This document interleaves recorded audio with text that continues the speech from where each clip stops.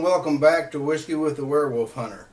I'm Brian Easton, author of the Autobiography of a Werewolf Hunter series, and this is something we've been doing for a few weeks now. We get together, we talk about my book series, we talk about the horror genre, we talk about monster hunting, and we have a couple drinks. What I'm having tonight is a couple of nips of Jim Beam bonded whiskey. Now, back in most of the 19th century, whiskey was bought in barrels from grocery stores and taverns and pharmacies.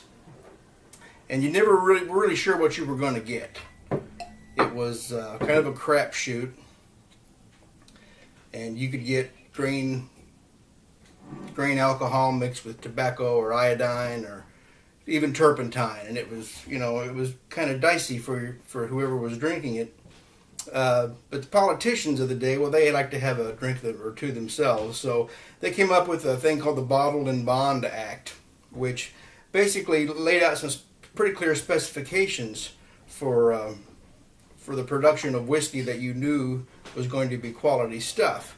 It had to be distilled by one distiller at one distillery in America, and it had to be done in the same calendar year. And it had to be at least 4 years old by the time it went into the bottle, under government supervision in government-secured federal buildings. And each bottle had to be 50% alcohol or 100 proof. So that was one good thing from a certain point of view that the government has done back in the 1800s, and that's about the last thing they've done right since, I think. But anyway, Bottled in Bond, you may see it on bottles of whiskey sometimes, and now you know what it means if you ever really cared at all. But to you. So the first thing I want to do is draw a name. We're going to give away a copy of the Winter Fox Journals, Book 1. I had several people comment last time after no one leaving their favorite werewolf in the comment section the time before that. We had five or six, and I put the names in the hat, and I'm going to draw one at random right now. And let's see who we've got. All right, so this is for Josh, who said his favorite werewolf movie was Dog Soldiers. Good pick.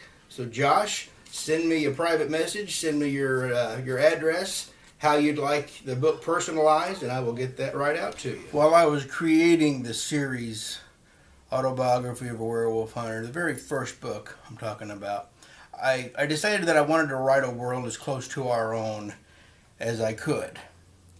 The point being to suspend disbelief. So I did research. That was the mantra. It's been the mantra all throughout, but especially that first outing. Because I wanted to suspend disbelief. I wanted to make the world you were reading about familiar in every way. You know, from events to places and things that happened in history. And when I was tempted to take artistic license, again, this didn't always hold, but we're talking about primarily the first book. When I was tempted to take artistic license with something, I said, let's see if there's something else that's real that will work instead. And most of the time there was, and that played a great part in the storytelling of that, I thought, and kind of provided little Easter eggs, I guess, throughout the book that if you pick up on, you get something extra out of it. If you don't, you didn't really miss much. But this idea of creating a real live or a reality as close to ours as possible is not something that every author does, especially in the sci-fi, fantasy, horror realm. You know, you're almost obliged in most cases to take that creative license to do world building and what have you. But with the series, with the Autobiography of a Werewolf Hunter, I did research, as I told you, for the Vietnam War. Not just reading, but I actually interviewed a former POW who had been a Marine in Quang Binh province, Vietnam, in the years that I had Sylvester deployed. He was gracious enough to talk with me and told me a lot of the things that I used in the book about his experiences as a prisoner of war, as a captive of the North Vietnamese. I even ran through a group that was mostly run by ex-convicts in the Canadian penal system, the Canada's carceral archipelago, as they called it. And I read a lot of horror stories in there about things that these inmates had gone through and had been subjected to. And again, it was distinctly Canadian inmates who were ex inmates who were doing the writing. And of course, some of that could be fiction. I mean, I didn't know any of these men, but it sounded real enough to me that I kind of took it at face value. The French Quarter, the part where in the first book where Sylvester is in New Orleans and he experiences all these characters. I studied maps and read accounts of the French Quarter years before I actually went there myself and saw it, and was pleased with myself that it looked to me pretty much as how I had written it. But anyway, getting back to this idea of using real places and real time things, if you put the familiar in at every turn of your story, if you populate your world with real towns and personalities and events taken from the headlines, things that this is set in the past, begins in a large part of it takes place in the 1970s and 80s. But there are things in there that makes people forget that they're not reading something that's not factual. The familiar creeps in at every turn, and they forget this is not the world that they know and inhabit. And it's, like I said, it's an old trick of writers, but not employed by everybody, especially in the genres that we're talking about. So suspend the disbelief as much as possible so that when the impossible occurs, i.e. werewolves, in-your-face supernatural adversaries, it catches you by surprise, hopefully. The reader is taken by surprise, and your mileage may vary, but best case scenario for me as the author is that the illusion holds. And the reader, for that moment, experiences a world where werewolves run wild and tastes a little bit of what that fear might be like. If not, then for the moment at least, the game is up and the reader's drawn back, preferably jolted back to reality. But he's taken back to the present and realizes that they're just reading words on a page. So far we've talked about the Frankenstein monsters and Dracula and the Invisible Man last week as part of our series of 10 Fears. Brief recap, the 10 Fears is an article I wrote for Horrorwood.com several years ago where I took 10 classic cinematic monsters and kind of lined them up and compared them to some of the most basic fears of the human race. And so tonight is kind of a shorter entry than the others have been so far, but we're going to talk about the Mummy. Now, there are two versions of the Mummy. We're talking about Universal Studios, Universal Monsters standards. They did the first one with Boris Karloff, where he is Ardith Bey. Well, he's Imhotep, but most of the movie he's in his persona as Ardith Bey, this kind of quote modern Egyptian. Even though his eyes are hollow and his flesh is twisted and fossilized, and you only see him in his grave shrouds just for the beginning of the movie. And I know for myself as a kid watching this for the first time, I kept going, "Where's the mummy? When's the mummy going to come back?" Not realizing that's him. That's Ardith Bey. But that's not the mummy we usually associate with Universal. We usually associate him with the shambling monster Carice, played by Lon Chaney Jr. a few times and by Tom Tyler once.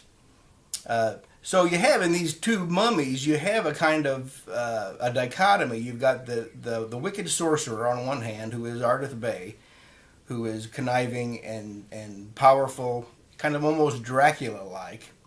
And then on the other hand, you've got the shuffling monstrosity, which is Carice. He's bandaged. He drags one foot behind him. He's got one hand kind of curled up as if crippled by the fire. And if Imhotep or Ardith Bay is more like Dracula, then Carice is definitely a takeoff of the Frankenstein monster, especially in the fact that he loves to throttle people. So both of these guys function from different schools of fear, as we're talking about the 10 fears, They operate on different levels, terror and horror, if you will. But both of them exemplify a very human fear of loss and of loneliness that goes with it. I mean, all you have to do is consider the pain that's involved in losing a loved one.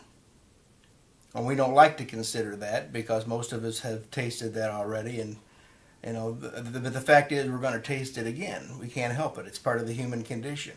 It reminds us to think about those kind of things. It reminds us that once again, one day the bell will toll for us and it will be our turn to grieve again.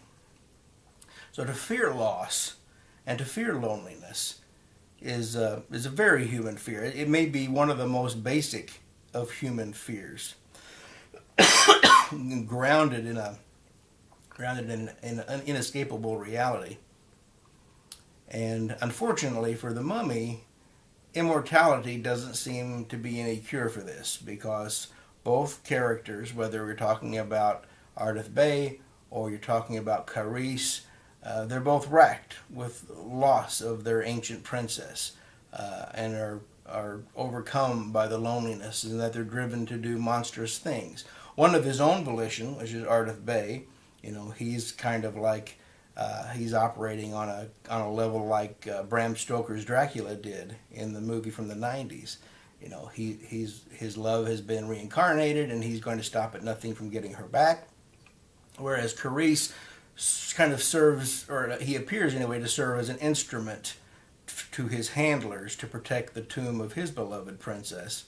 Until such time as one of his masters tries to claim the princess for his own, and then, all hell breaks loose, and we realize that Carice has not been guarding the princess merely because he's been kept alive by Tana fluid and guided by these Egyptian sorcerers to do so, but because that's where his heart was at, and it was a labor of love for him. So, there it is. Fear of loss, fear of loneliness, and I might add a fear of divine retribution on a certain level. Both characters are mummified alive, buried alive for their sacrilege. One steals the scroll of Thoth from the temple of Isis, which is a no-no, and the other steals this for the forbidden Tana leaves to try to restore his dead princess. Both of these characters suffer divine retribution, are struck down, they're mummified, and they're basically eternally damned to live in this perpetual loneliness for the rest of eternity. Okay, so monster hunting. Let's talk shop. We've been talking about monster hunters from the Legend of the Monster Hunters anthology that was put out by MB Press a few years ago, and I'm showcasing some of my favorite characters from that series. Last week I talked about Yo by Tom Brannan. The week before I talked about St. Cyprian by Joshua Reynolds. Tonight we're going to talk about a character who is one of the most original characters that I've had the pleasure of reading in this series. And let me just say, the thing I like about this series is the fact that it comes with a variety of backgrounds and original characters that come with it from the minds of some very inventive writers. And they don't come any more inventive than this week's entry into the Who's Who of Monster Hunters. This is a character known simply as the Merkaba Rider. He's written by Edward Erdelach. I hope I'm pronouncing that correctly. Just so you know, Merkaba is a Hebrew word that means chariot. And so right from the get-go, you know that this character is going to be a little bit different because he's a Jewish mystic, separated from a great order of astral travelers that he was associated with, and is apparently sent across the American West to find his mentor or his master, who has kind of gone to the dark side, so to speak. Now, right away, if you've got a supernatural beings and a supernatural paradigm going on in the American West, I'm all in, because those are my two favorite genres, westerns and horror, and I try to bring a little bit of that to my own work. But anyway, this Merkaba Rider, he's a Hasidic Jew, Hasidic, and he wears a large brimmed hat. He's got a pair of spectacles, or which he can see into the supernatural world. He's got the payat curls that come down, you know, that are the kind of the trademark of the Hasidic sect. And he carries a volcanic pistol, which kind of looks like a miniature Henry rifle. If you took a Henry rifle with its brass frame and its octagon barrel and you shrunk it down into the size of a hand pistol, that's what the volcanic pistol looks like. And it's covered in arcane glyphs and things. So along the way, he encounters all kinds of Lovecraftian terrors and creatures from Middle Eastern mythology, as well as some homegrown nasties that he has to contend with. And Mr. Erdelach, Edward, has a better grasp than most of the period of time that he writes about, and even a better handle on the various forms of mysticism that exist within Judaism. In fact, you might expect to find a picture of the author himself wearing the payat curls if you looked him up on Amazon or Goodreads. But he's got a way of writing that is just a pleasure to read. He's very, very insightful. Tells us what's going on inside of the head of the character. Doesn't just leave us, wondering what it is, which is rare and refreshing to read. Some of his titles featuring the writer are the Mensch with No Name, High Plains Drifter, Plains spelled Planes, like planes of existence, and other such titles. And he has appeared, like I said, in the Legends of the Monster Hunter anthology, which is where I was first introduced to him at. So if you get a chance, check out Edward Erdelach. You can Google his name. It's Erdelac, and you can find him online. And if you read just one of his Merkaba Rider stories, I think you're going to want to read another.